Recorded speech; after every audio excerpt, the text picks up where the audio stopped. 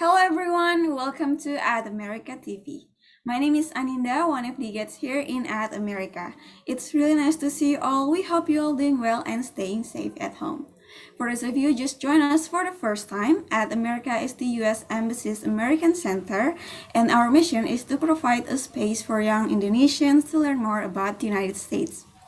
We have moved temporarily to a digital platform so you can enjoy our events from the comfort of your own home.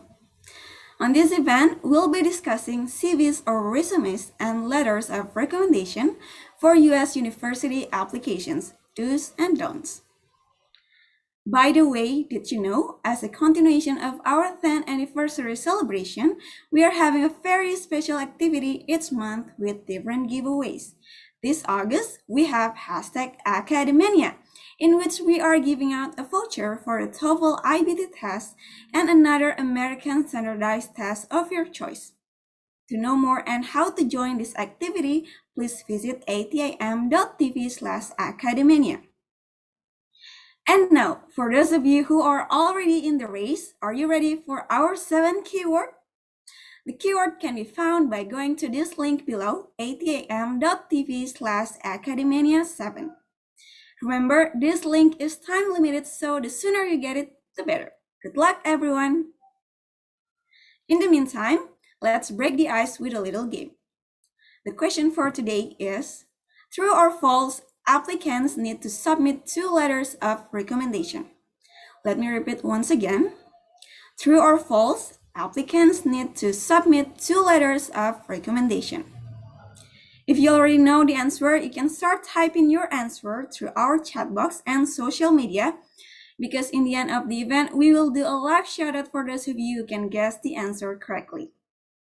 Other than that, don't forget to take a selfie and tag @America's Instagram account. Without further ado, please welcome our moderator for today, Kak Vina Alatas, our advisor from EducationUSA at America. Time is yours.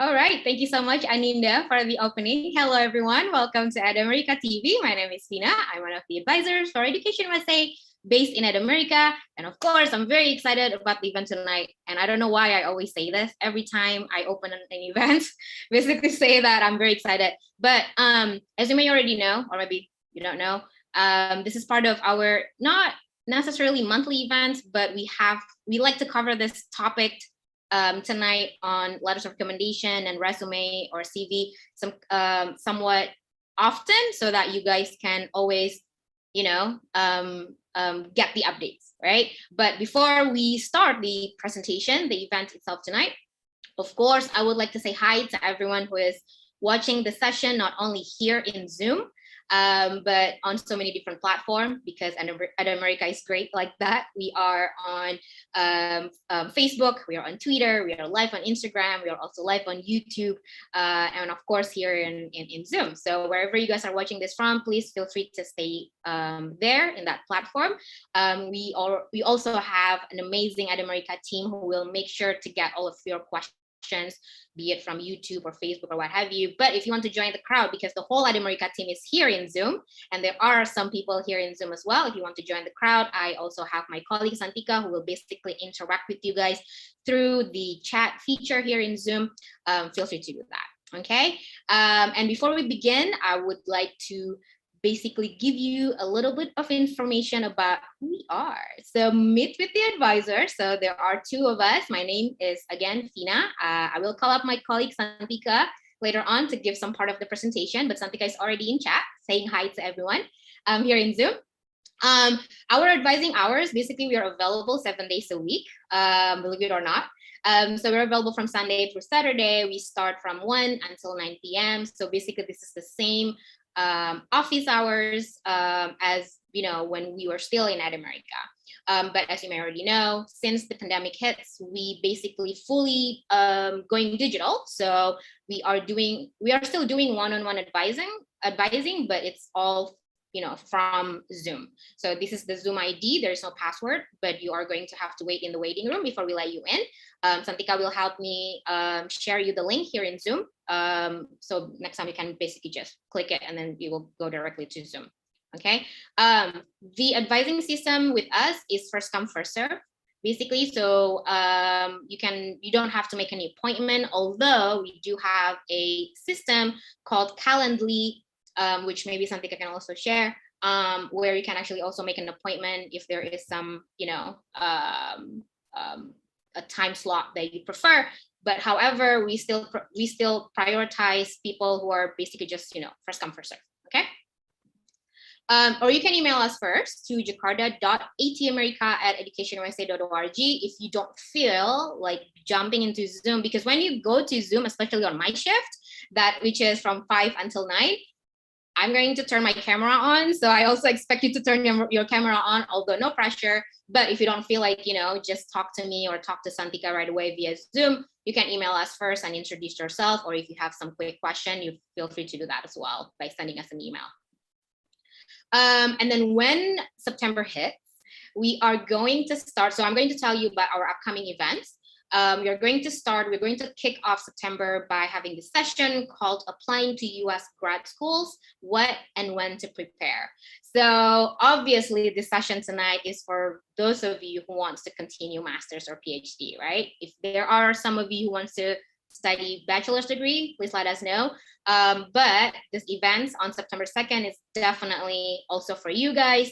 And as you might already see with our events, a lot of our events are catering towards those who want to study master's and PhD. So if you want to know more about it, we can definitely start with this one. Okay, so I'm going to give basically a talk. I think I will have my presentation with me, but mostly I prefer to just basically have a discussion with you guys. It takes a lot of questions from you, and then explaining the whole concept of US grad schools. What is it like? Is it difficult? What are some of the challenges? What and when to prepare, right? Exactly like what the title is called. And then if you guys have been tuning into our TOEFL session this month in September, so we still have session 3 and 4 for TOEFL this month, but when September comes, we are going to start with IELTS. So if you want to, see the similarities or the differences, and of course, guys, here are obviously of charge, you can basically, and then because this IELTS, we are going to invite the speakers from British Council, so it's going to be very exciting. So we're going to have 4 sessions for this, okay? And then I am also very excited. Again, this is another topic that we are going to talk about, master's degree, at the application for master's degree. So Kali Windia here is one of my good advisees. I had a great time working with him, especially on the essay. He got accepted to the University of Chicago, Master of Public Policy. So I am very excited to invite him for our event, basically to hear everything about his journey on applying to a number of universities in the US. So he doesn't only get accepted to the University of Chicago, but also a number of other universities. So if you want to hear about some of the challenges, the difficulties that he found when he wrote an essay and worked with the essay with me and all that stuff, we're going to hear from him. Okay, so it's going to be on Thursday evening, September the 9th, at 6:30. This is definitely my favorite. This one is obviously our monthly event. So every single month we are having this session. So I'm going to give a talk on how to write a statement of purpose, especially for US grad school applications. So this is definitely also for you if you are in the application process. Okay, so it's going to be on September 16th, also at 6:30. So if you want to basically register for this event, you can go straight to our website, atamerica.org.id/educationusa. Scroll down all the way to the bottom of the page, and then you can find the events. I think it's not up there yet, those events that I just mentioned to you tonight, but give it a day. So it should be on the website tomorrow. Okay. All right. So let's just dive right into it, guys. We are going to talk about 2 topics tonight: CVs and resumes. And then Santika will also join talking about that. And then the second topic, we're going to talk about letters of recommendation. So we gave a try, I think a month ago or 2 months ago, to separate the topic. But then now we kind of like decide to put the topic all together again, because you know, these two topics, although they are really important, they are somewhat straightforward as well. So, you know, hopefully you guys are going to learn so much from this session tonight. All right. So I like to always start my presentation with this list of requirements, just so that we are on the same page. All right. So let's agree on this list, right? If you want to study in the US, they are going, basically the universities are going to ask either TOEFL or IELTS, depends on the universities, it can be both. But of course, you can just choose one. It's very unnecessary for you to do both. And then we have college transcript, and then the CV or resume, obviously what we're going to talk about tonight, and letters of recommendation. And of course, some of the programs are going to, you know, require the GRE or GMAT, the standardized test that all of us love, or maybe not. And then of course, they are going to also ask you the statement of purpose or personal essay, right? I don't put this list on a specific order. So it doesn't mean that I put statement of purpose. It means that it's the least important. It's quite the contrary. It's actually really important. That's why we have that session every month, but that's not what I'm going to talk about tonight. We're talking about point 3 and point 4, okay? So let's take a look at CV and resume, especially for grad school. So let's start with that first before we take a look at what exactly is, you know, CV and resume, right? So CVs are basically, you know, it's very common for PhD actually. So if you wanted a PhD, a lot of the universities are mostly asking for CVs. The reason is because, and then you're going to take a look, because of the page limit for CVs are basically non-existent, right? But basically in general, CVs are used by individuals seeking fellowships, grants, postdoctoral positions, and teaching or research positions. In a way, if you want to do a master's degree or PhD, it's very common that the university is going to ask you for a CV. Okay, they typically request a CV, but there are some programs that might also ask you to choose to submit a resume, or there are some programs where they basically allow you to submit either. Okay, but don't forget, when they ask you this document, the key word when it comes to applying to US universities is holistic. So it means that don't dwell too much on your resume or CV that you neglect the other documents, such as finding the right recommenders for you, for example, or, you know, focusing on getting a good score on GRE or GMAT or essay, right? So it's holistic. It means they're going to take a look at every single documents that they ask equally. Okay, that's it. Basically, very straightforward. I mean, it's obvious, right? Because yeah, I want to study. That's why I'm joining this session, because, you know, I want to apply to US, and then they ask for a CV and resume, and just kind of like want to know the very general explanation on why the university asked for it. Okay, but let's take a look at the difference between CVs and resume, because CVs is something that is very common. Yeah, in Indonesia, everyone knows CVs, right? But I feel like when it comes to resume, it's the term that not a lot of us familiar with. However, a lot of us actually might have resume but not CV, but then all this time you thought it's a CV. So let's take a look at that, why that being the case. Okay, so let's take a look at first at what CV means, right? The one that we all of us know. So CV stands for curriculum vitae. It means course of life in Latin. I like putting it this way. Like, I like to put this up because it means a lot, like course of life. That terms alone, when I read that, it just means that it seems like everything that has been going on in my life is going to be in the CV. Maybe not like literally everything, but the way we can understand better on what CV means, it's you know, we can think of the big chunk of our information that, you know, whatever it is that we've done, we can put it in the CV. Okay. That being said, like I said earlier, when it comes to CV, there is no page limit. So there's no page limit. Page limit is pretty much non-existent. However, please be mindful that there are some universities where they may ask you to submit a CV, but then they also mention the page, right? So in that case, we have to be very careful in following individual campuses on the exact requirements, okay? But if they don't mention anything about page, so they just say submit CV, then yeah, we can basically agree that, okay, so that means I can have 5 pages, 6 pages, or what have you. Okay, so basically when it comes to CV, also it's a high level of detail about your achievements, and it's more than just a career history. And then I'm going to show you what CV looks like.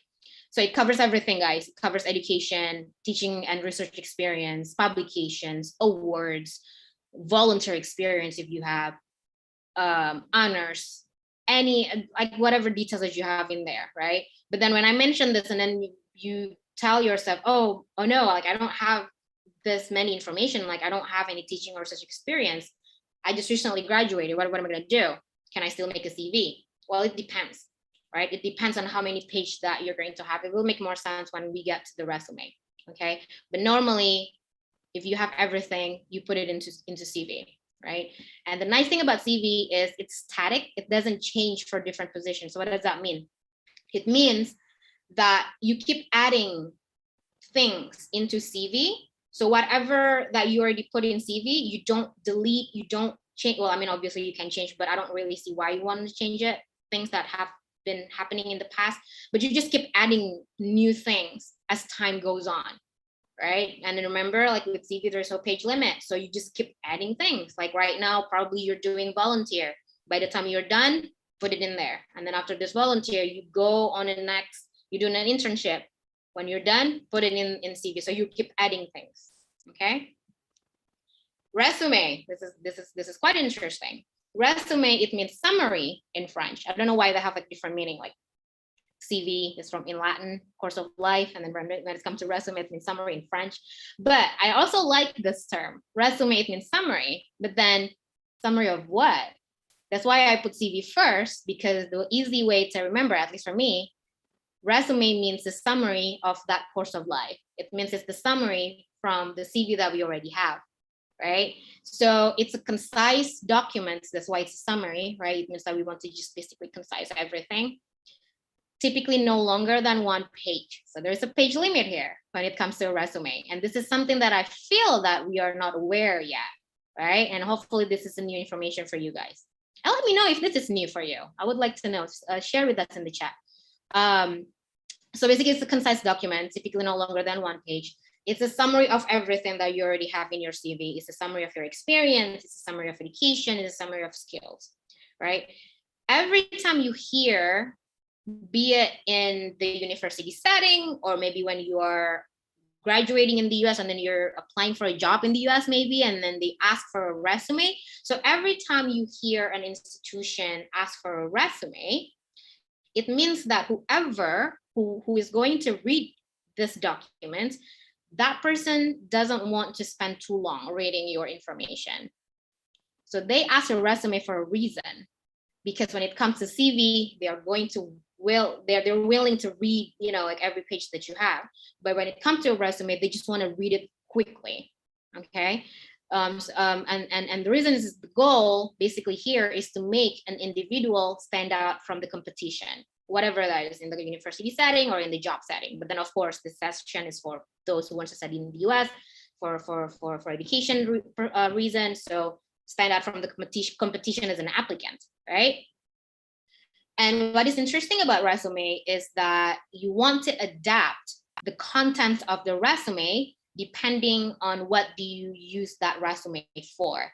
And so it's obvious, right? Again, you're attending the session so that because you're planning to apply for US universities. So then we want to adapt the content of the resume depending on the program that you're going to apply, right? Because remember when I said CV is going to be basically everything. So let's say you have, your background is you're a lawyer, for example, right? But then sometimes, like once or twice a year, you also do some kind of volunteering that has nothing to do with you being a lawyer, right? Or whatever that is. But then of course, like when you want to maybe continue LLM, we probably may not want to put that information about that volunteer experience that has nothing to do with you being a lawyer, right? Because in the resume, so assuming that the university asks for a resume, we want to adapt the content, right? I hope you are still with me in this. And trust me, when I think it's my next few slides, I'm going to show you what it looks like, and then it will make much more sense when you look at it. Okay.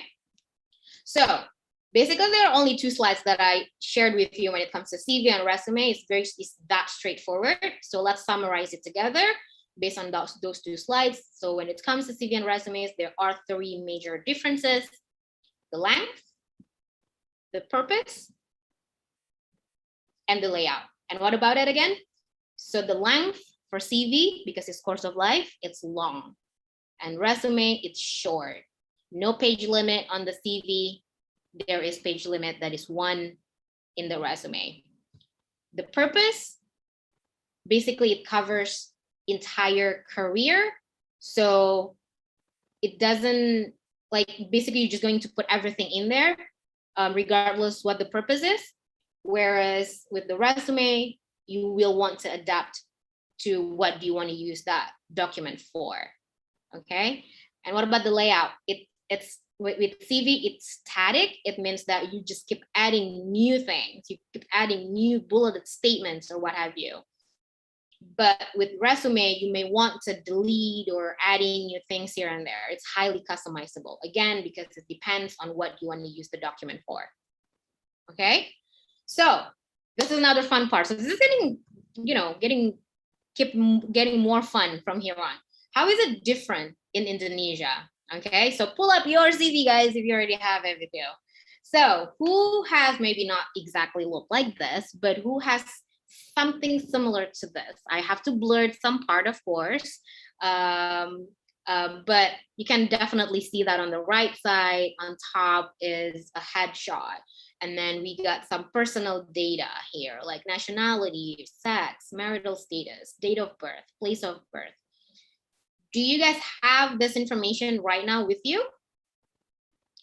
If the answer is yes, it's going to be interesting because I'm going to tell you that we are not going to have that ever again, especially if you are going to use this document to US University.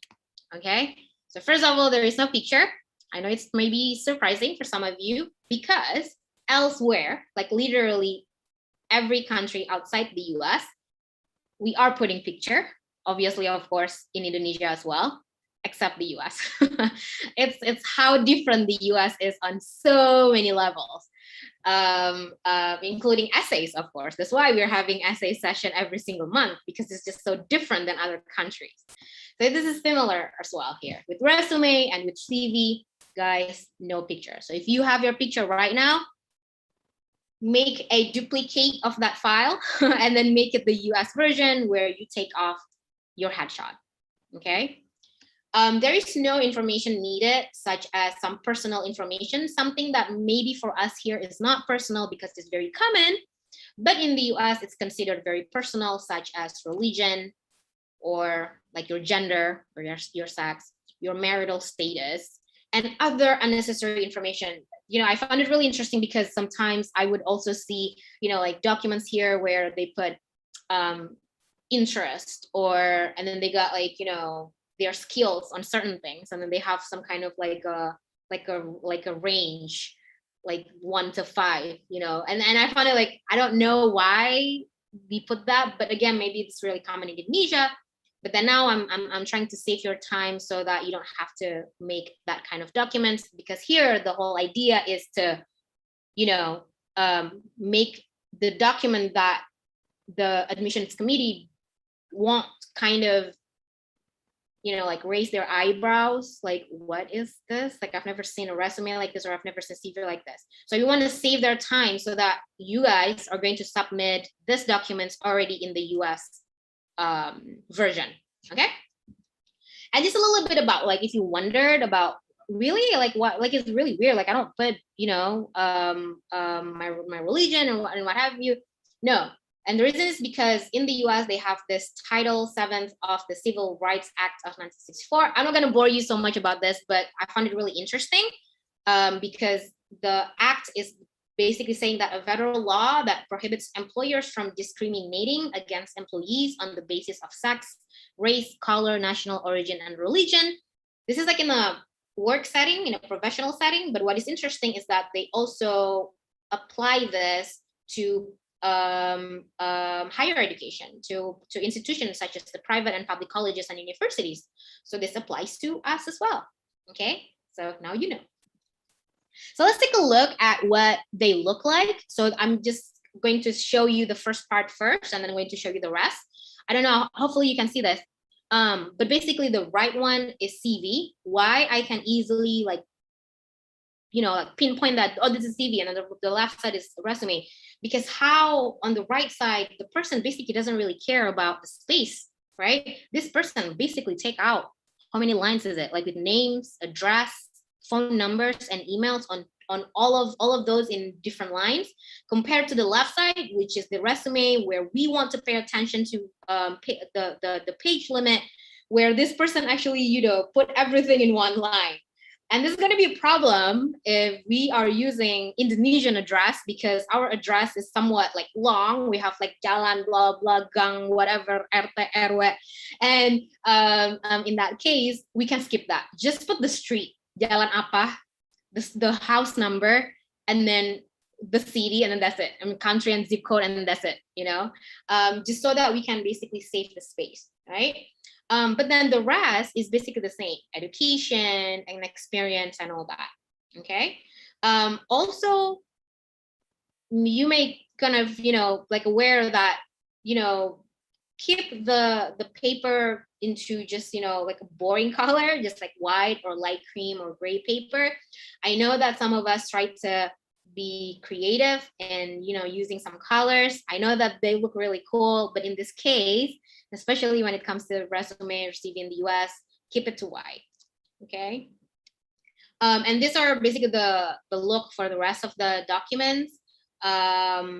Pretty much the same between resume and CV. It's just that with resume, again, because we want to pay attention to the page limit, we want to very concise in giving the information, right? So if you want to describe your position at one company, you definitely want to explain your responsibility, your achievements, and all that, and your job description. But then if you can, limit that into just 2 lines. Whereas with the CV on the right side, maybe you can't really see it, but I mean, here, the person doesn't really care. I mean, you can explain it as deep, as many as you want. You can have like 3 lines or something like that, okay? Put everything in chronological order.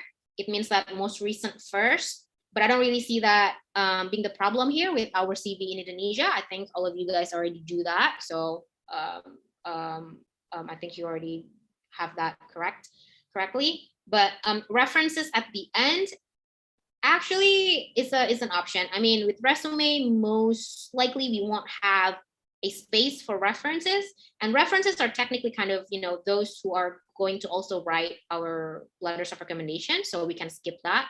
But for CV, again, if there's no page limit and you still want to put it there, that's fine. Okay. And so this is kind of like the overall look of what resume looks like. I think you won't be able to see it because it's too small, but that's not the point. I just want to kind of like give you a glimpse from afar, if you can see it, on what the resume looks like. And the first time I'm aware of what the resume looks like, the one word that came out is boring. It looks so boring. Don't you guys agree? Like, it just looks like on a white sheet of paper, and it's just like words, right? But they have it like this. Now I kind of understand, with my personal opinion, why they have it like this. Is because it's very neat, rapi. So everything is on the left side. All the categories on the left side. Like if you kind of like see it from afar, you can see that education, experience, additional experience, and affiliations have different font size. and then followed with whatever the information comes after that, and then followed by bulleted statements, and then all of the timelines of all that information is on the right side. It's very neat. So I can get the information that I want very quickly by having this type of structure. And this is what I want you to have before you submit your application to the US. That's why we are having this session, and that's why I'm showing this to you. Okay, this is CV. Looks pretty much the same, but then again, there is no page limit. You can have as many spaces as you want. This person has a lot of categories. You can play around with that. There is no one rule on what you want to call it. Well, I mean, with education, it's education. Stick with education. But then when it comes to like professional experience, you can play around with it. You can call it just work, or you can call it work experience, or you can call it professional experience, or what have you, right? You can play around with that. This person put research interests, research experience, teaching experience, because maybe this person has a lot of teaching experience. So that's why he or she has, you know, like make that category by itself. Okay, you can also do that. And then the list goes on with this person.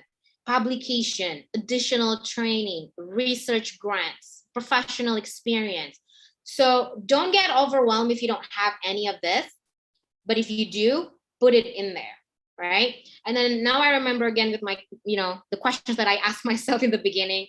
Maybe some of you are kind of wondering, okay, if I just recently graduated and I don't have like a lot of this experience, can I still make a CV? And I said in the beginning that it depends. It depends on what? It depends on how many page that you end up with.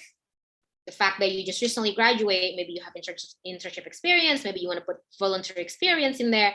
If you can fit everything in one page, technically it's not going to be called a CV.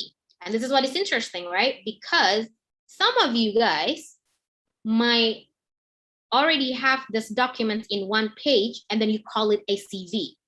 But in the US setting, they are going to see it as a resume. So this is just a matter of kind of like using the term, but that's okay. I mean, if you kind of like want to call it a CV, but technically when it comes as a CV, it's supposed to be something that has more than 2 pages, okay? That's my first part of presentation. I am going to call up my colleague Santika to follow up with the content of the resume and CV. Pay attention to it. I love what Santika has here with the doodles and stuff. So Santika, it's all yours. Thank you so much, Fina, for the opening for this presentation and elaborated on what are the differences. I think it is a good start that if you know the differences, you will not be that confused when we go deeper into the details. So I will share, continuing from what Fina have left. It's on this one.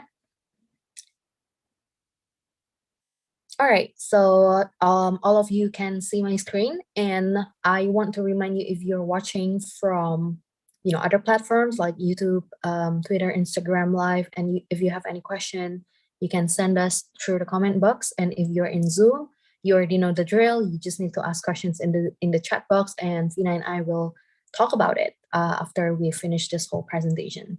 Okay. So I will start or continue with this one. This is the content of your CV or your resume. Why I put CV and resume here, because it's basically the same kind of like rule of thumb for both CV and resume. The first item that I want you to take note is the consistency. So you want, like what Fina said, rapih banget. So you don't want to mess up with the consistency in the document. So if you, in this first example I give you, is if you put in the month, you want to either spell all of them out or you abbreviate it. So you don't want to just, on the top you put April, and then in the bottom you put Feb, which stands for February. So you want to make it uniform or consistent. Like if you spell them all out, then you spell all of them out. If you abbreviate them, then you abbreviate all of them. Okay, so you don't want to mix them. All right. Okay. Move on to the next one, to the next point. The second one is quantify. quantifying. So this is very important in order to show your impact or your accomplishment and what have you able to do in your current and your previous work, and even in your, if let's say you're not talking about working in a company, you're talking about teaching, then you can put in like how many students or how many classes that you teach and all of that thing. What matters here is quantifying means putting in the numbers. So I give you an example here. Whenever it's possible, you want to quantify. So maybe you want to put in led and trained a team of 7 members, conducted at least 6 surveys for this and that, and then increased this by how many percent, within this time frame and everything like that. So the numbers matter here because they will kind of like be able to measure how well you kind of achieve or be able to do within your work. Okay, so it's kind of like a measurement for them to see how well you did and how well you will be able to do in the future. Okay, and check for specific requirements because we are talking about using CV or resume for university application, and they probably have a very specific requirements that they want to know in your CV or resume. So what you can do is always go to the official website of the university and the program that you want to apply, and look at the requirements list and find some details like this. For example, this is from Arizona State University in their WP Carey School of Business. They ask for a salary. So if you take a look there, and in the first bullet, it says job titles and position held, key responsibilities and accomplishments for each position, and salary history, which is optional. But if you could provide it, it would be better for them because they probably want to know how high stake is your current experience or your past experience. And honors awards and everything like that was quite common. And another thing that is a bit different that I can see here is the multilingual abilities and overseas travel or work experience, because not every university or program will ask for this. So I can say not every university and program will ask for this, but a lot of universities have different stuff that they want to know based on that they want you to include in your CV or resume. So you need to be careful with this, okay? Next one is using powerful action words. You want to use a very good powerful verbs or action words instead of repeating the same words from the first bullet point to the last bullet point, like manage. From the first to the last bullet point, you only put in manage. And no, we don't want to do that. We want to make it very, very diverse, that shows you have a lot of skills and able to do this much in different actions, and having a lot of roles in what you're doing. That will help them to see you're very adaptable and very action-oriented person. Okay, so these are the example: led, trained, conducted, increased, managed, compiled, budgeted. And you can also see that I have numbers there, which align with what I just add in the previous point, which is quantifying. Okay. These are the examples of powerful action words that you can find from University of Texas at Austin, UT Austin. So you can see here, this is categorized under accomplishment, creative, communication, helping, instructional, leadership, organization, or detail, research, and technical. You can choose any words that you find fit to describe and to make your accomplishment more significant by using these words, okay? And you can also look at career center or similar sections from university website, the official university website, okay? So you don't want to refer to places that are like third party or websites that are meant for people to find jobs, because it's a bit different from if you are going to the university.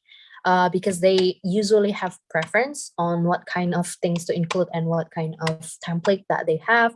And you can find very helpful resources from US University as a whole. So I want you to do that instead of going to third-party websites that is usually not intended for graduate school application or applying to the school itself. Not to mention that this career design center or university career center is designed for you to enter the graduate school or the PhD or the bachelor, but it's guaranteed that you will not get the wrong template, at least, right? You will not get the wrong template, and you will also see some samples that I will show in the next slides. So yeah, go to the university's official website and look for career center or something similar like that. And you can start from there. If you really don't know how to do it, this is where you start. And you can follow the samples and examples that I will show. Sometimes they have something specific for you that to apply for the graduate school, but oftentimes or most of the times that these are intended for their current student who will probably try to apply for internship, or when you are already an international student, about to graduate, you want to try for the OPT. This is where you usually go to make a very good CV or resume to have a better chance to get working experience opportunity. Okay. All right. So these are the resources that I was talking about. This is from the Illinois. You can see that they do have sample resumes there. You just need to go to grad.illinois.edu/career/resumes. And then if you click on that sample resumes, you will land on a 8-page of like PDF. And I put an example of the third page here. This is a sample of resume because it's only 1 page, right? Okay. So I'm just going to go for the letter of recommendation now. This is our last part, and I only have a little bit more time, so we are on track here. So we will start with letter of recommendation. What is it and why is it important, right? So basically, the letter of recommendation is a very detailed discussion from the referees of your personal qualities, accomplishment, experiences that sets you apart from other applicants, showing how you are perfect for the program that you are applying to. Okay, so usually they are being requested by the university that you want to apply to into 2 different categories, which is the academic and the professional category. So if they're asking for at least, if they're asking for like 4 letter of recommendations from academic and professional perspective, then you may want to have 2 in each of the section, 2 from academic, 2 from professionals. Or if they ask for 2, then maybe 1 from academic and 1 from professionals. What happens if it's not an even number letter requested? So let's say it's like 3 letter of recommendations, then you can try to judge which one is better or best for you if they don't have any more instructions on how many letters from each of the section or perspective. Then you can try to decide which one is best to show. Maybe you graduated a long time ago, so probably just 1 from the academic perspective and 2 from the professional aspects, right? But if you're, just want to be very sure, you can just email the admission officer and consult for that. Some of our advisees actually graduated a long time ago and kind of like, unable to find their professors back then, like probably 10 years ago, whether they are already retired or not already in the school, or they are not in touch with them at all. So it's very hard to find someone to give you recommendation from the academic perspective. And if you go to the admission committee, if you email to the admission office and explain this kind of situation to them, they can make a very specific, how do I call this? Specific alteration or exception that you can just give every letter of recommendation from the professional aspect, if that's the case. But this is case by case. Some program and some university will allow it, some program and university will not allow it. Okay, so you will have to email them directly to each specific faculty and university. All right. And the third bullet here is the best letter writers are those that know you very well and can provide you evaluation of your ability to perform and succeed at the graduate level.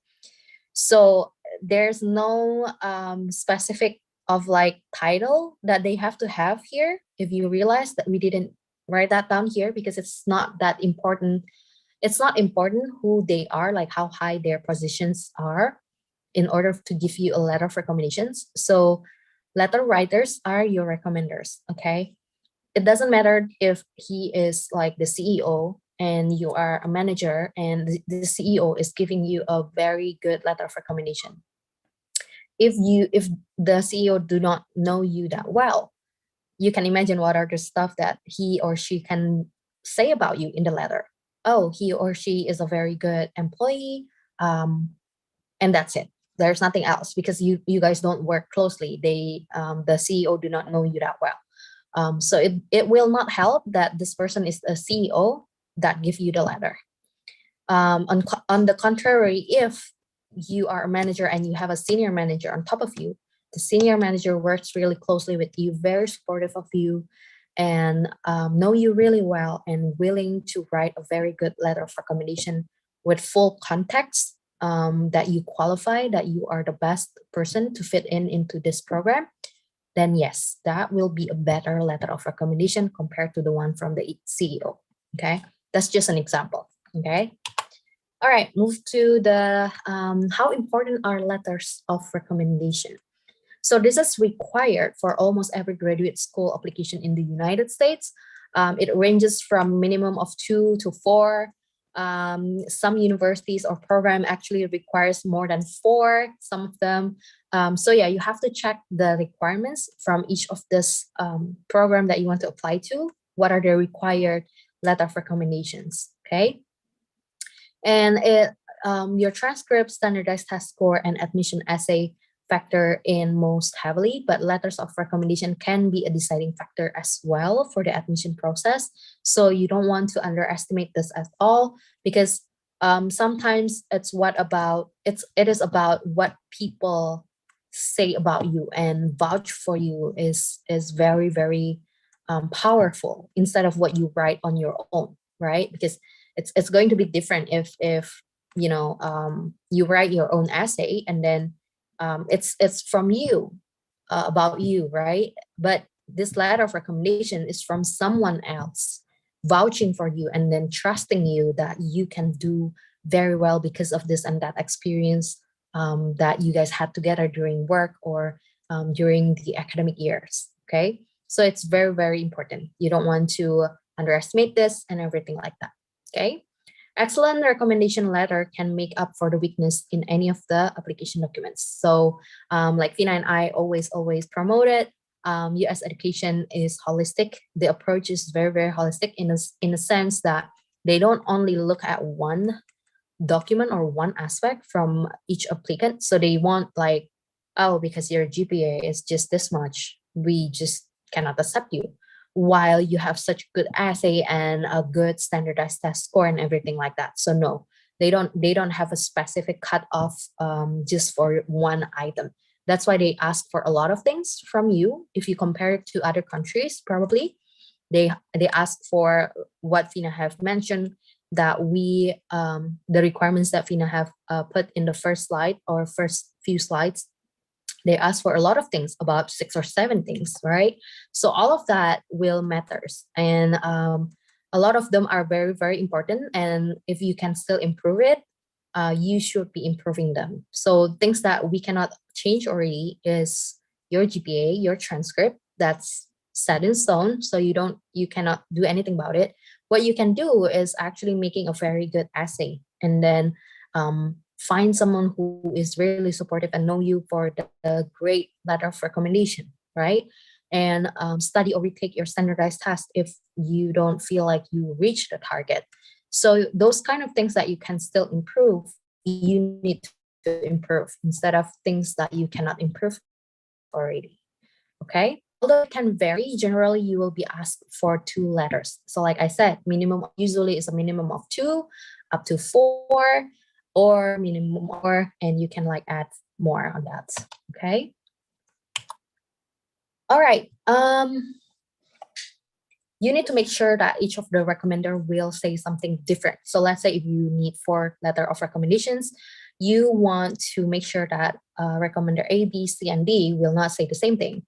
How you can do this is basically you can give a bullet point of the points that you want each of this recommender to elaborate about you, or to, highlight about you, to say good things about you, and don't give the same points. So you give to the recommender A for certain points from your certain project that can highlight your tenacity and your attention to detail, and then you give different items or points to the different recommender. Okay. What I want to highlight here is like you can give the pointers, not the full sentence. So you cannot write the whole letter, and we will talk about that more about writing your own letters. After this, I think we have the slide, but if not, Fina and I will be happy to talk about it. And you can be upfront to talk about them, about what they are going to say. So this is what I mentioned earlier. It's like you can give them pointers or bullet points.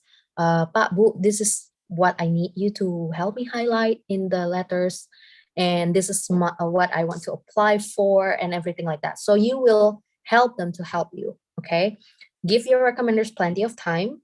You don't want to give them just 1 month and then you keep on following up every week and everything like that. It will make them very anxious as well as you, and you don't want to make them write something in hurry, because it will affect the quality of the letter itself. Okay. And you should be giving your CV and letting them know what program and which university that you want them to help you write to, so that they will not be confused. Okay.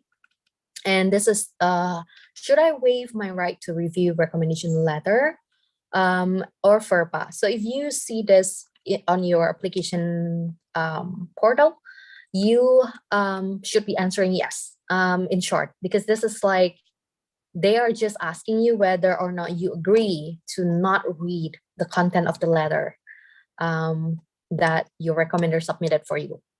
And the long answer is there's no need to worry about checking yes and waiving your right to see your letters of recommendation on the FERPA waiver section of your university application.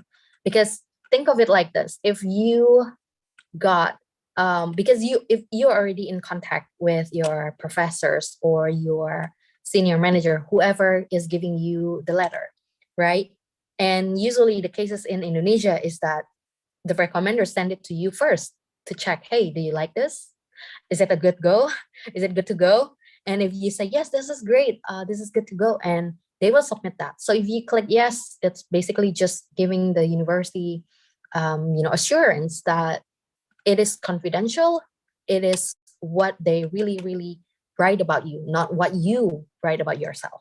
Okay. So it's just like giving them more trust and assurance.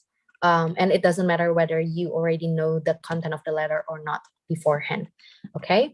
So if you click yes, FERPA lets you request access to your recommendation letter after getting in and enroll in the school. So at the end of the day, as long as you got accepted, you will still be able to see the letter. Okay. And if you don't get accepted, then it doesn't matter if the content of the letter itself, right?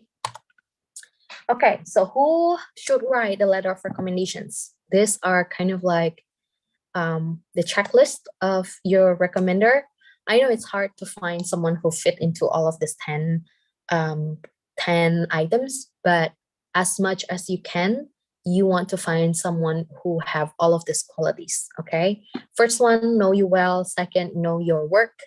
Third, know you long enough to write with authority, not 1 month, not 1 week. So at least probably, I don't know, it depends on how closely you work with this person, but I think at least it should be at least 6 months if you work really, really closely, or at least a year. Okay. Describe your work positively. able to describe your work positively and have a high opinion of you, know where you are applying for. This is what I was saying. So you need to let this person know, this recommender know, where you're applying and which program very specifically. And then know your educational and career goals. So all of this, past experience and educational background can be found in your CV or resume if you share it to your recommender. And also be able to favorably compare you with other peers. So that's one of the things that can be included inside of your letter. Like maybe if this is especially true if it's for the academic perspective. So usually we are in a classroom of how many students and you probably stand up from the rest of your cohort, then that's a very good thing to mention. And then be well known and be able to write a good letter. Be well known means you know the recommender and the recommender knows you. And then also well known means here it's not about like, celebrity who is well known and popular. No, it's just that he or she is known maybe within the company and things like that. So it doesn't have to be someone who is high in terms of title. Okay, be able to write a good letter. So sometimes when we ask letter of recommendation from fellow Indonesians, sometimes they are not that good in writing in English, and that worries them to give a letter of recommendation and make them to say no when you ask for a letter from them. And what you can do is basically telling them, hey, you can just write it in Bahasa Indonesia and I will be happy to help you translate it because I have to translate my transcript and everything like that with a sworn translator. So I'll just, might as well translate your letter of recommendations and you can write it in just Bahasa Indonesia, right?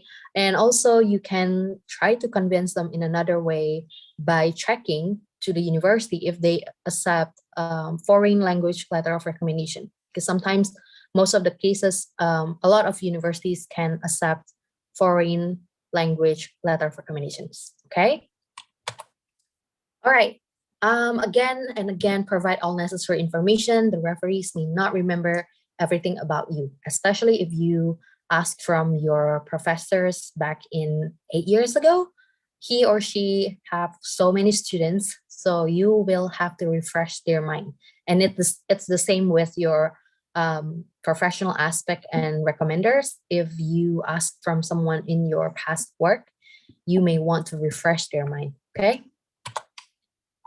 All right, what you can provide to your referees: transcript, resume, or CV, admission essays, courses you have taken with them. This applies for the academic perspective, research experience, internship, and other applied experience awards you have won, work experiences, professional goals, list of programs to which you are applying to, due date for the application. Right, on the last point, due date for the application, I want you to not give that like the last day of the application that is closing.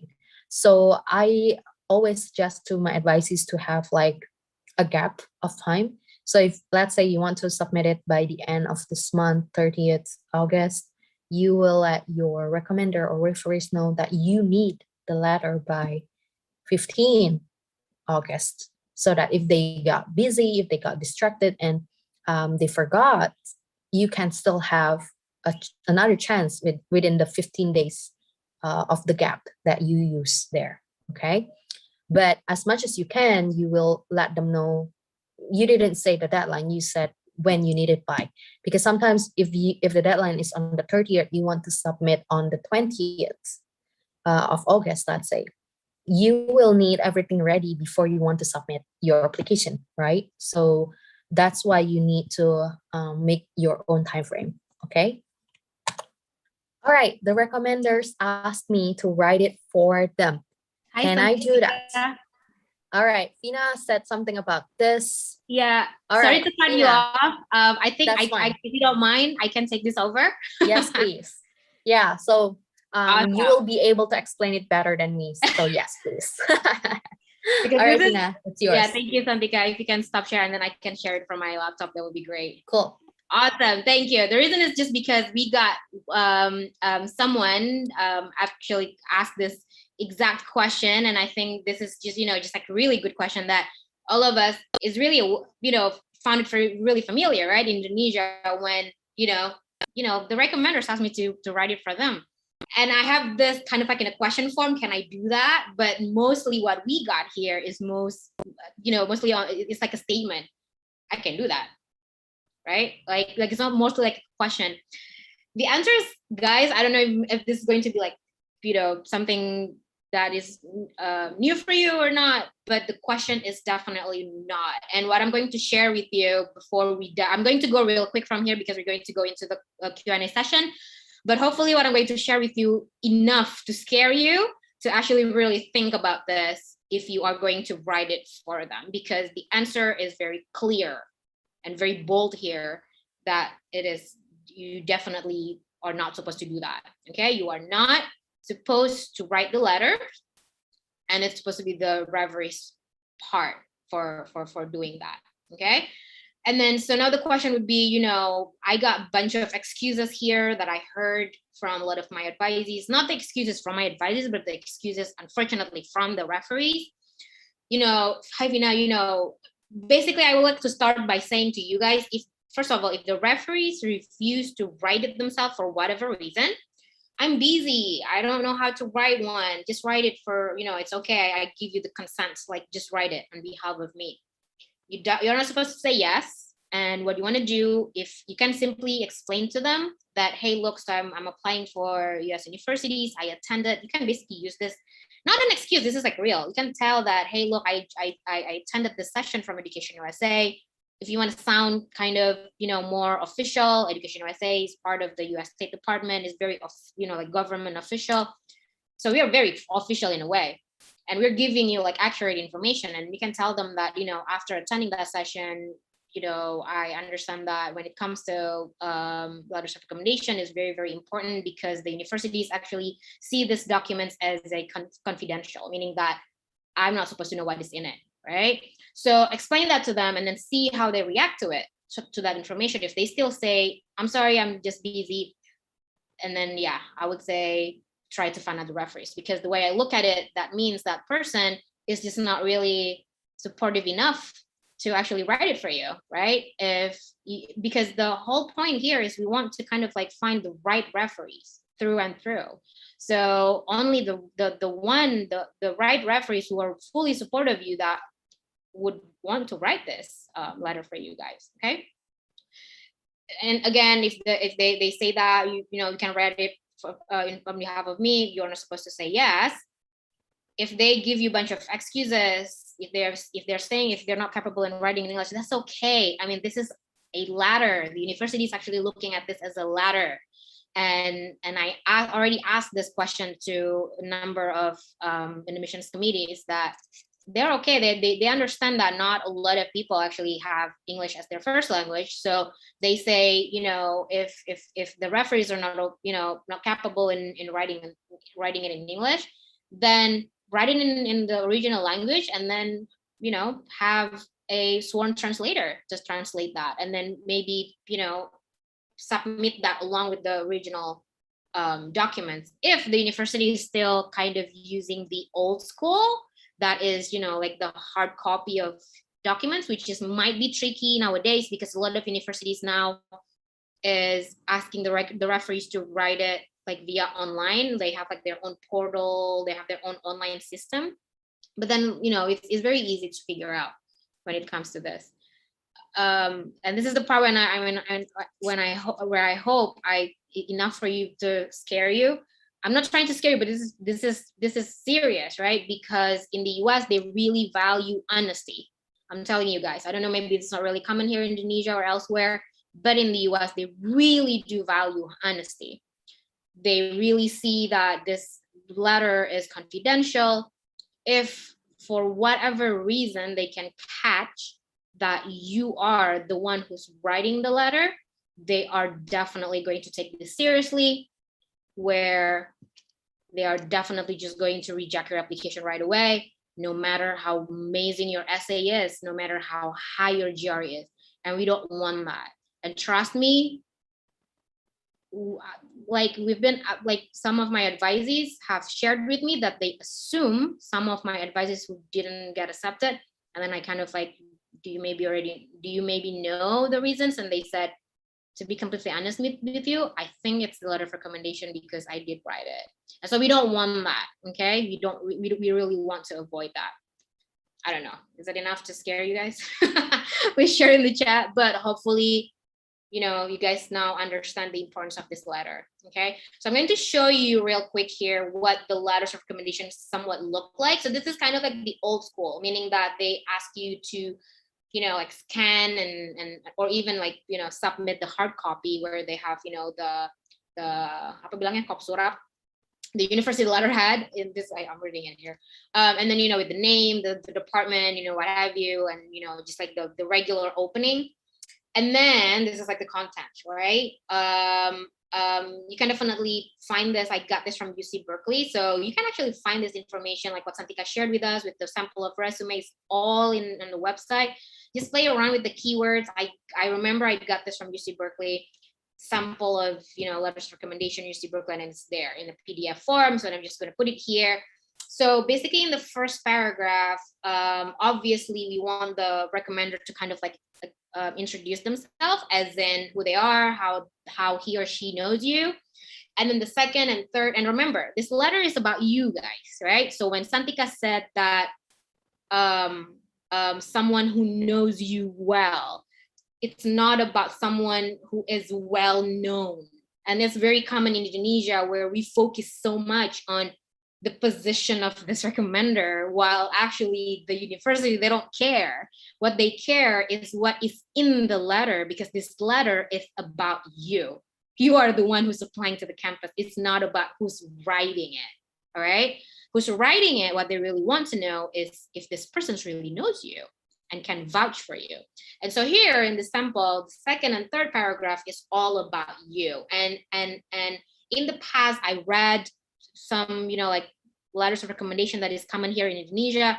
And then sometimes the recommenders just mostly like say, you know, Jen is highly intelligent and has good analytical skills. And then the referee is pretty much like explaining what having highly intelligent and good analytical skill means.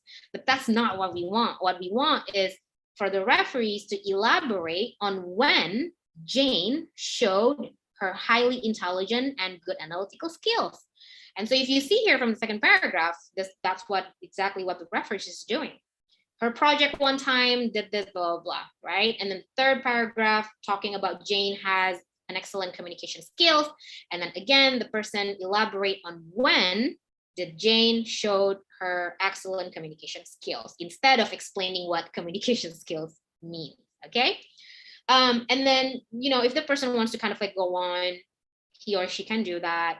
But basically, the ending of the letter is somewhat kind of, you know, very important as well, because that's when the person is really, really vouch for you, how you are definitely going to be one of the great candidates for the program and all that stuff. Okay, so nothing probably like I really look at this letter of recommendation really straightforward, but I know that there are some other questions out there surrounding letter of recommendation. We're very near to the end here, but I just want to show you, if you're still kind of like confused what should be in it, especially when it comes to letter of recommendation in the US, maybe not so much different than other countries when it comes to letter of recommendation, except on the part when you are not supposed to write it. I don't know, maybe elsewhere. I don't know, guys. I don't know if you guys heard when you want to apply elsewhere, like as in outside Indonesia, did you hear that it's common when the applicants actually write it for like you're the one who write it? In Indonesia, I know it's kind of like common, but like once again, like I want to tell you, you do not want to do that when it comes to US universities. We do not want to jeopardize all of your hard work, because I'm telling you guys right now, applying to US universities is not easy. But then at the same time, that's what Santika and I are here for, right? We're guiding you, but please, yeah, we don't want to jeopardize that. Okay, so this is kind of like the overall look of how long the referees can write the letter. It doesn't have to be this long, obviously. If the referees just want to write like, you know, one paragraph about yourself, that's totally okay. But this person can basically have like 1 through or up to 3. Okay. Don't forget to send a thank you note. I know it sounds cliche, like duh, but like some of us, once we are done with all the hard work, sometimes we may forget, and please don't do that. We want to appreciate their time, so be sure to send a thank you note. Okay. Get one of the EducationUSA America advisors to check not your letter of recommendation, because you're not supposed to write it, but get one of us to check your resume or CV. All right. Which, by the way, I'm just going to tell you right now, usually I will kind of like refer all my advisees to Santika when it comes to resume and CV, because she's that good.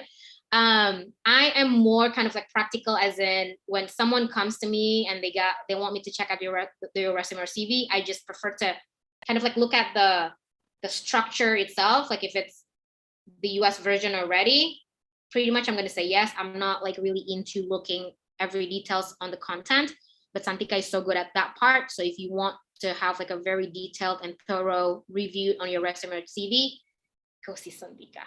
All right. Any questions? We have about 19 minutes here for Q&A. Hi, Santika. Hey. So yes, we thank you so much for answering a lot of questions at the chat box, and I have marked them in the Q&A sheet that we are looking at. And I see some questions that you want to talk about in the Q&A section, and that's more into the, let's see, from Tiara. I was transferred during high school. Do I put both of my school or just the high school I was graduated from? Mm-hmm. So technically, what you want to put is whatever schools that you graduated from. Yep. Right. However, there is no basically rule on this specific part, meaning that if you want to put the other schools, you can put that, but don't forget to put the timeline, right? Because then they will kind of like ask, they're going to question, why do you put 2? But then when you put the timeline, and then those are equal to what? How many years for high school? 3 or 4? 4. 3. 3. 4 in the States. Yeah, 4 in the States, 3 in Indonesia. So, but then if you put the timeline in there, then they will kind of like, connect the dots, and then, oh yeah, okay, got it. Maybe you transfer or whatever. But if you also just want to put, whichever schools that you graduated from, that's totally okay. Okay. Yeah. Yeah. And then I love the questions tonight. And that's why during your presentation, Santika, I didn't actually answer all of them, because I want to kind of like answer it during the Q&A, but kind of like maybe need to go quickly. But I think this is all like straightforward, but I'm loving all the questions. So I'm just going to go real quick. I think reading some of these questions. So thank you guys so much for sending these questions in. From Veronica, sudah dijawab di chat ya, but just real quick, I want to ask for teaching experience. Is teaching assistant count in, if you want to put teaching experience as a category? The answer is yeah, absolutely. Right. And then from Bianto Rebin here, good question. For the linguistic and cultural in American perspective, which one is the best, active or passive structure in CV or resume? And then Santika showed the slide when, Santika kind of like highlight, underline the first word, and it's all in passive, right? And then I actually learned something new tonight, that Bianto said that in Europe, it's actually using active voice. I just knew that. So in the US, we want to use passive voice.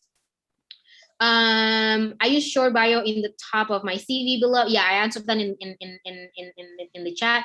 I use short bio, or sometimes like in our CV, we put like summary, or I don't know, something, but like I understand what you mean. Some kind of like a short kind of like explanation about like what do you want to use the CV for, or something like that.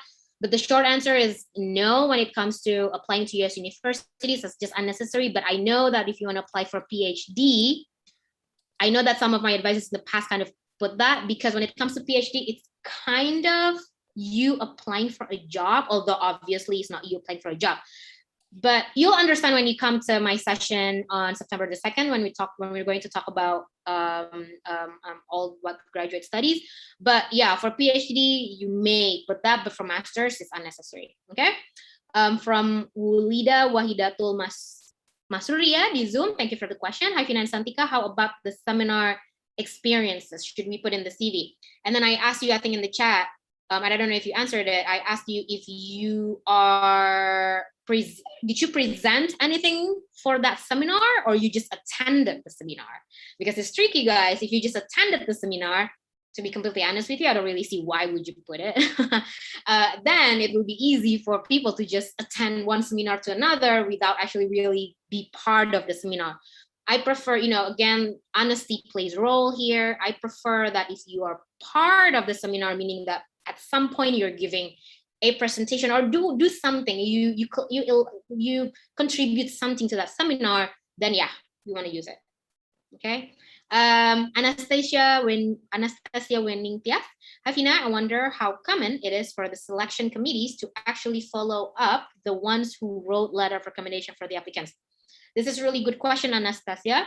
I don't really have the answer to that, but based on my experience, because technically they are allowed and they may actually contact or follow up with the referees, but being in this, like looking at my advisees, and we have plenty of advisees, it's a no. I've never heard my advisors actually shared with me where the admissions committee actually contact the referees, and it makes sense. I mean, we're talking about hundreds of applicants.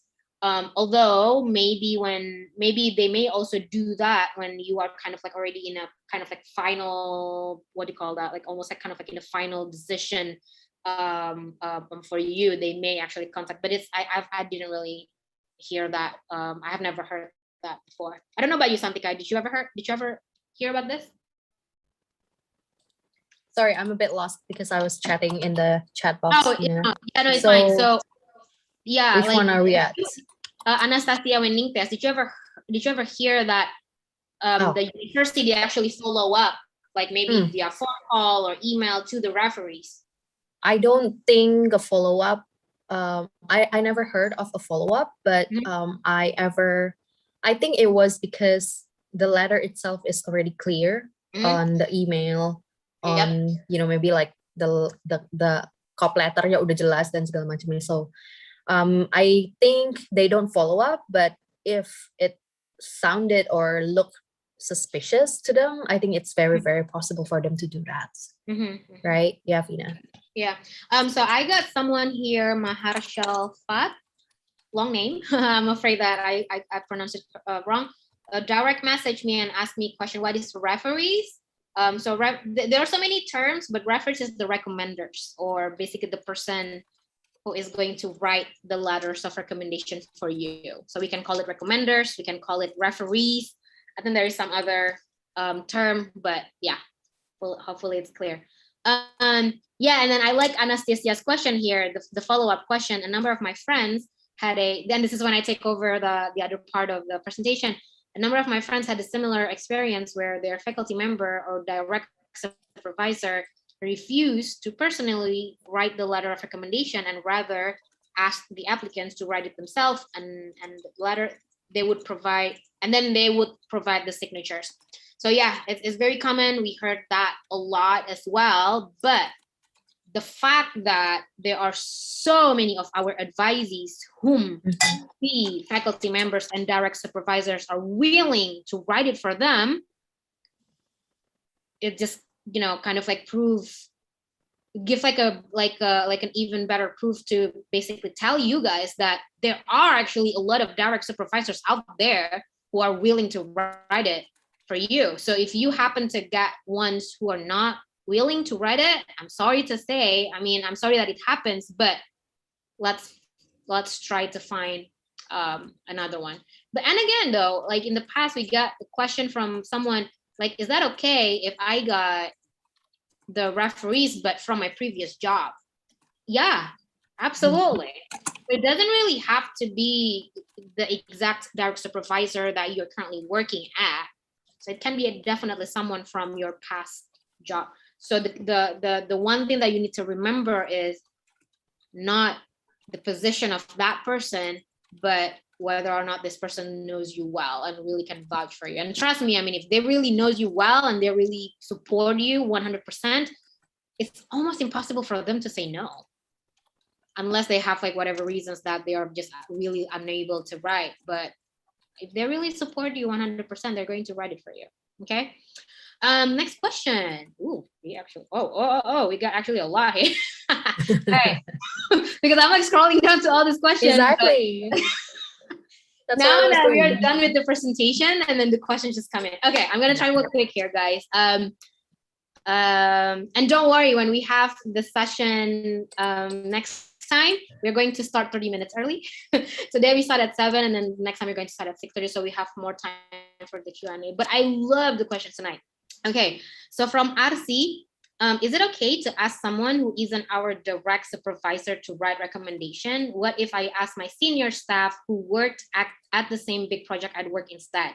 We work closely and he or she knows me quite well. Good question, RC. The short answer to this, as long as this person is not your colleague, it means okay, let me take it back.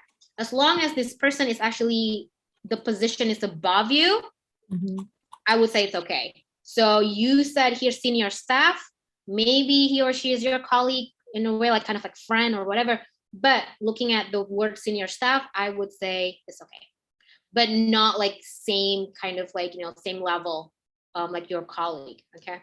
How about general format, one for all universities? So meaning that one referees write one letter, and then for multiple campuses, I would say, yeah, why not?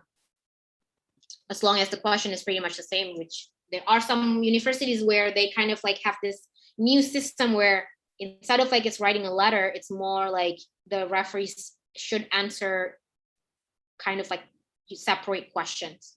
But yeah, the answer to that is okay. Is undergraduate degree usually asked for a letter for reference? Yeah, it will be from your teacher. I would like to ask, should the referees write directly on the website? Because for LLM program, they require the yes, this is some kind of like new, well, not like so new, but fairly new, because in the past, of course, they are still doing it like very, like old school, like with all the like letterhead and everything.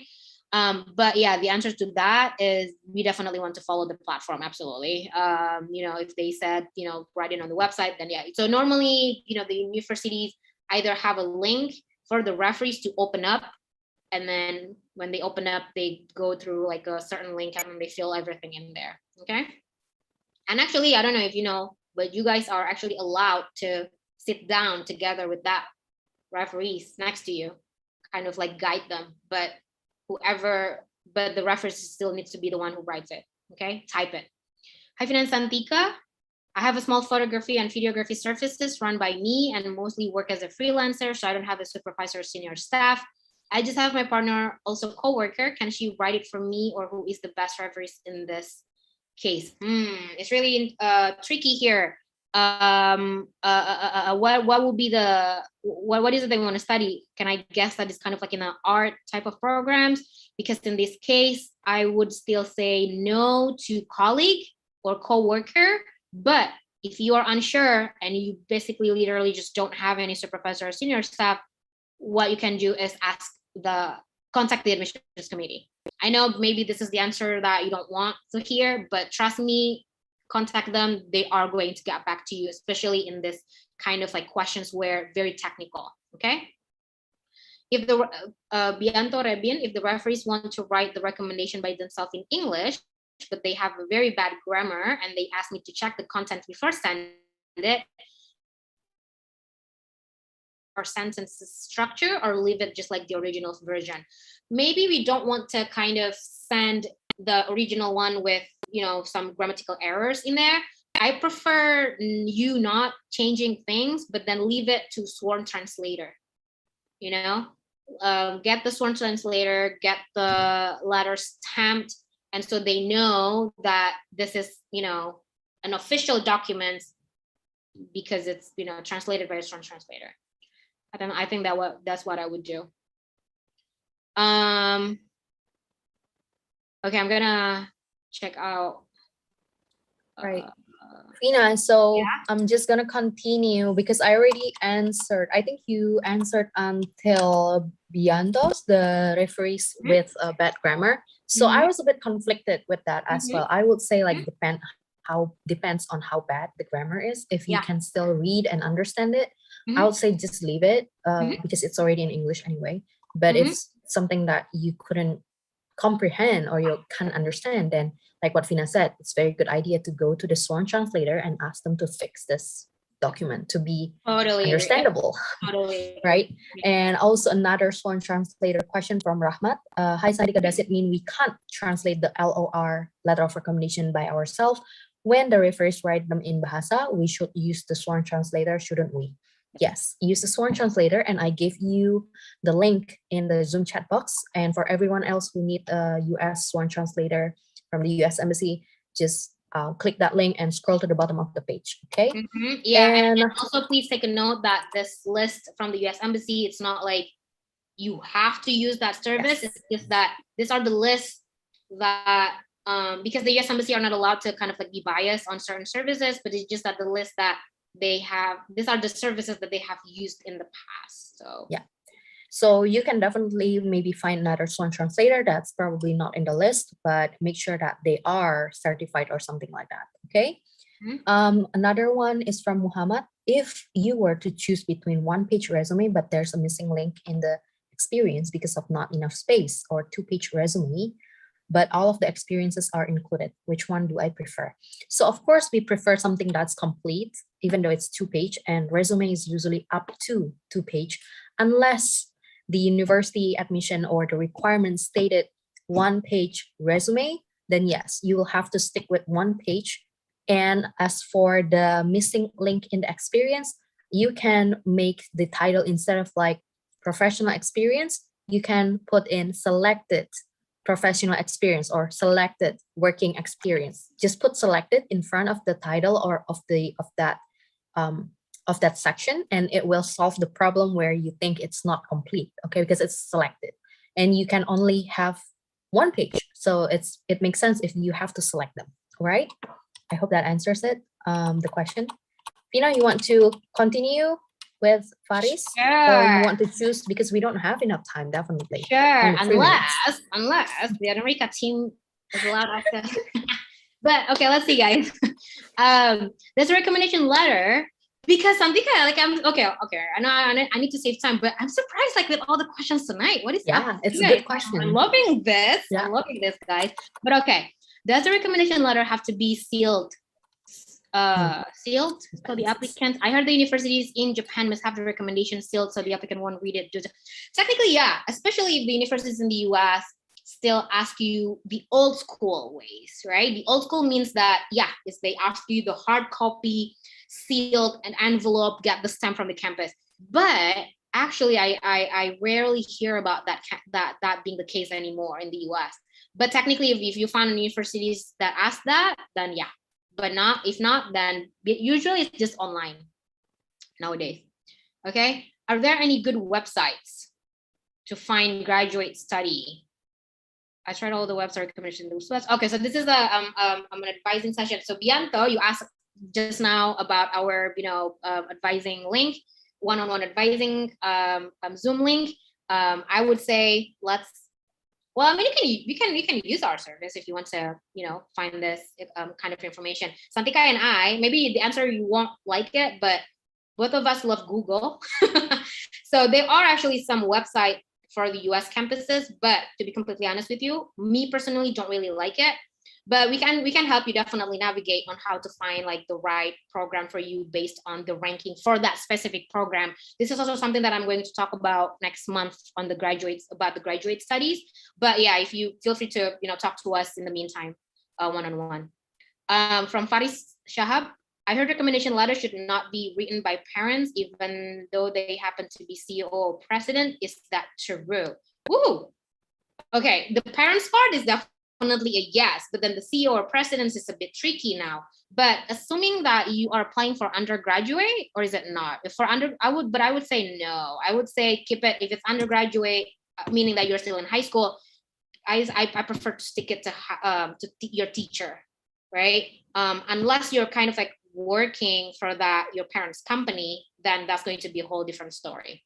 Okay, feel free to elaborate more during one-on-one because obviously we don't have the time now. 3 more questions hopefully here.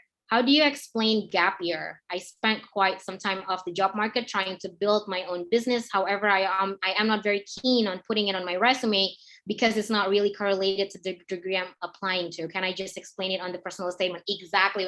When I read your first question, first part of the question is what I'm thinking. That's what the statement of purpose or personal statement is for, right? Maybe not so much in the statement of purpose. It depends on the universities. But there are some universities that kind of like ask you to write like some kind of supplemental essay or additional essay or something. And that would be the perfect space for you to explain the gap year. So don't worry about it. I mean, and especially I love people who do gap year. I don't know why Indonesia, not a lot of people actually do gap year. Gap year is amazing, guys. In the US, it's very common too. So don't be afraid of having a gap year. But it would be also nice, obviously, to explain that. I'm just not sure if my referees want to write directly since they are busy. I know busy is being the keyword here, but again, trust me, if they really support you 100%, how busy they are definitely going to make the time for you. And this is also why timing is also important. It's obviously like if they're busy and then you ask them to write it and you give them the deadline of like 1 week or 2 weeks because your deadline is coming up. Obviously it's not ethical, then yeah, they have the right to say, no, I'm busy. But then if you ask them like a month before, 2 months before, even 3 months before, that's totally okay to ask that in advance, then they at least, come on, like one of the weekends, they can't do that. So yeah, it should be fine. Last question, hopefully there is no more question. Kavina, what if I want to ask a letter of recommendation from my previous senior co-workers, but now they are currently students pursuing master's PhD? We have this in the past, not common, but we have this in the past. And I would say, and this is Arifa from Instagram, by the way, thank you for watching. And yeah, I would say that's totally okay. That's totally okay. That's it. So thank you so much. So we're good, right, Santika? There's no more question. And if you guys have more questions, but unfortunately we can't answer it because we already, like past the time here, please do see us. Obviously not tonight. We are done for the day, but we are available tomorrow. So we're available from 1 until 9. Santika is available from 1 until 5. And then I will follow from 5 to 9, okay? Guys, thank you so much. I'm loving this session tonight, loving the crowd, loving the questions. Thank you for, attending the session. I really do hope that you guys learned something. But every time Santika and I are creating events, what we want is not you just kind of like attending the session and done. We are really hoping that you guys come see us. All of our services are free of charge. I know it sounds too good to be true. Like, why do we want to have like so many advisees while you are not paying anything? But that's what we are here for. We want you to actually have like a great, good application before you submit the all of these documents. All right. Thank you guys so much for attending the session. Please do check out EduAmerica's website for our upcoming events. We have amazing sessions in September, especially for you guys if you want to study masters. Okay. And then don't forget, we also have IELTS. So thank you guys again so much. Thank you, Santika. Thank you, EduAmerica team. Have a great evening, and I'm going to give you back to our amazing e-guide, Aninda. Thank you, guys. Thank you so much, Kavina and Kasantika, for the insightful session. As always, it's been great having you with us.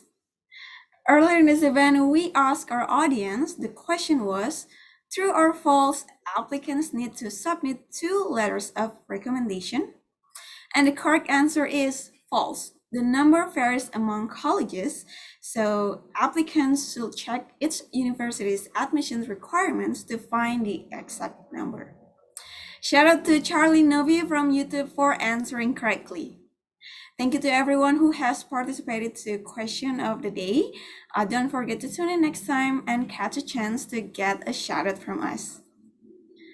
As I mentioned earlier in this event, EduAmerica is having a very special activity this August called #Academania. And we are so looking forward to your participation in it. We are giving out a voucher for the TOEFL IBT test and another American standardized test of your choice. To know more about this activity and how to join, you can visit atam.tv/academania. For those who missed it, we have revealed the 7 keywords at the opening of our event today. But since we are as excited as you are, let us reveal it again. The 7 keyword can be found by going to this link below, atam.tv/academania7. Remember, this link is time limited, so the sooner you get it, the better. Good luck, everyone! Now, you may be wondering, how can I develop an awesome idea for a place like this? Don't worry, you can send your event proposals to us by visiting our website at www.atamerica.org.id, select Create a Program, and go to Collaborate with us. All the event proposals will be reviewed and your event might be featured here soon. You can also subscribe to our newsletter there for all of our weekly event updates. Well, that wraps this episode. It's been fun. Unfortunately, we have to say goodbye. Don't forget to follow our Instagram, Twitter, and Facebook at AT America for our event updates, fun content, and so much more. Also, don't forget to subscribe to our YouTube channel.